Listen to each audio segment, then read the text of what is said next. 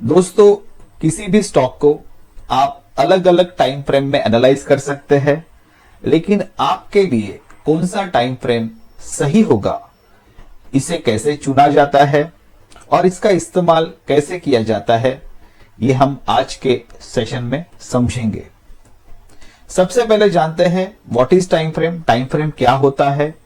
किसी भी स्टॉक के प्राइस के मूवमेंट को आप अलग अलग टाइम फ्रेम्स के चार्ट में जाके ऑब्जर्व कर सकते हैं। ये शुरुआत होता है 3 second, 5 second, 15 second, 1 minute, 3 minutes, 5 minutes, 15 minutes, 1 hour, 3 hours, daily, weekly, monthly, quarterly, yearly. ये जो टाइम फ्रेम्स है ये बहुत ही महत्वपूर्ण टाइम फ्रेम्स माने जाते हैं।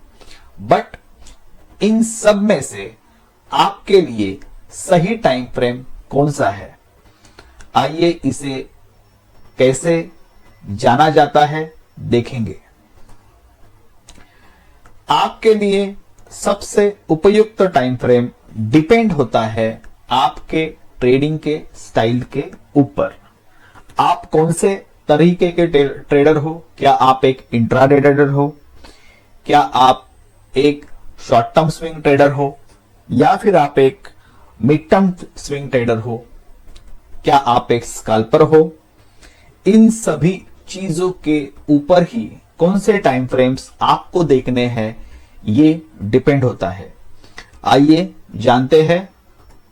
अगर आप एक स्कैल्पर हो तो आपके लिए ट्रेंड एनालिसिस करने के लिए आवरली टाइम फ्रेम और 15 मिनट के टाइम फ्रेम्स को देखना बहुत ही जरूरी है। अगर आवरली के टाइम फ्रेम्स और 15 मिनट के टाइम फ्रेम्स में अप ट्रेंड शुरू है तो आपके ट्रेडिंग के एक्शंस 1 मिनट और 3 मिनट्स के टाइम फ्रेम में जब भी बाइंग के सिग्नल्स आएंगे आप उसमें बाय कर सकते हो। अगर 1 आवर और 15 मिनट्स के चार्ट्स में डाउन ट्रेंड शुरू है तो जब भी प्राइस इनके रेजिस्टेंस पे जाएगा, वो प्राइस रेजिस्टेंस हो या फिर ट्रेंड लाइन रेजिस्टेंस हो या फिर फिब रेजिस्टेंस और मूविंग एवरेज के रेजिस्टेंस, तो वहां से आप कोई भी सेलिंग साइन पकड़ सकते हो आपके एक्शन चार्ट में, जो होंगे 1 मिनट्स और 3 मिनट्स। ये हमने बात की एक स्कैल्पर के बारे में। आइए जानते हैं एक इंट्राडे ट्रेडर के लिए कौन से टाइम फ्रेम जरूरी है। अगर आप इंट्राडे ट्रेडर हो तो आपके लिए डेली के चार्ट्स में कौन से ट्रेंड चल रहे हैं ये ज्यादा इंपॉर्टेंट है। आपको देखना है क्या प्राइस डेली में साइडवेज है या फिर अप ट्रेंड में है या फिर डेली में वो डाउन ट्रेंड में है। अगर वो अप ट्रेंड में है तो आपको 15 मिनट्स के चार्ट्स में जाके जब भी प्राइस उसके सपोर्ट्स के पास से आएगा आपको 15 मिनट चार्ट्स पे जाके बाइंग के सिग्नल्स देखने होंगे और वहां पे आपकी बाय पोजीशन लेनी होगी। अगर डेली में अगर ट्रेंड डाउन ट्रेंड में है तो डेली के रेजिस्टेंस के प्राइस के पास आते ही आपको 15 मिनट चार्ट्स में जाके कोई भी सेलिंग का सिग्नल अगर मिलता है तो उसे आप आपके एंट्री के लिए इस्तेमाल कर सकते हैं। आइए जानते हैं अगर आप एक शॉर्ट टर्म स्विंग ट्रेडर है तो आपके लिए वीकली टाइम फ्रेम बहुत ही ज्यादा जरूरी हो जाता है। वीकली के टाइम फ्रेम में आपको देखना है कि प्राइस अप ट्रेंड में है या फिर डाउन ट्रेंड में है या फिर साइडवेज ट्रेंड में है। इसे आप सिर्फ प्राइस एक्शन को देख के भी इसका रुझान आप पता कर सकते हो या फिर ट्रेंड लाइंस का मूविंग एवरेजेस का इस्तेमाल करके भी प्राइस कौन से ट्रेंड में है इसका पता लगाया जा सकता है।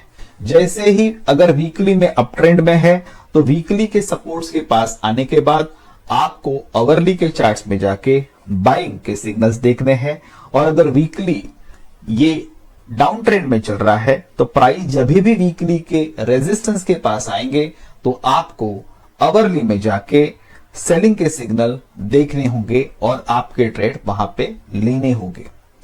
आइए जानते हैं अगर आप एक मिड टर्म स्विंग ट्रेडर है तो आपको देखने होंगे मंथली के टाइम फ्रेम्स पे जाके कौन से ट्रेंड चल रहे हैं, अगर ये ट्रेंड अप ट्रेंड है तो मंथली के सपोर्ट पे जाके जब भी प्राइस उस सपोर्ट के जोन में आएगा, आपको डेली के टाइम फ्रेम्स में जाके कोई भी रिवर्सल्स के सिग्नल मिलते हैं, बाइंग के सिग्नल मिलते हैं, तो उनको कैप्चर करके वहां पे अपनी बाय पोजीशन बनानी है। अगर मंथली के ट्रेंड शॉर्ट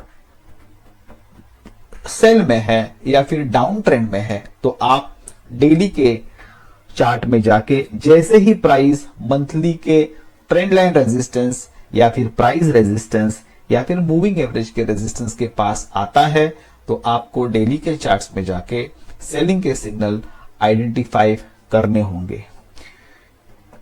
एक प्रोफेशनल ट्रेडर हमेशा ये जानता है कि उसके लिए सही टाइम फ्रेम कौन सा है। उसका एक टाइम फ्रेम वो हमेशा ऑब्जर्वेशन के लिए यूज करता है और एक्शन के लिए भी वो उसके लोअर टाइम फ्रेम के साथ में प्राइस ट्रेड एग्जीक्यूशन कर सकता है।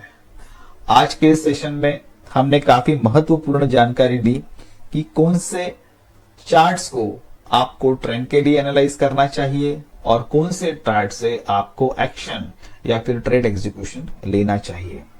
आप इस सभी चीजों को जाके चार्ट्स पे देख सकते हो और पता कर सकते हो कि इसका इस्तेमाल करके सही ट्रेडिंग कैसे की जाती है। Thank you.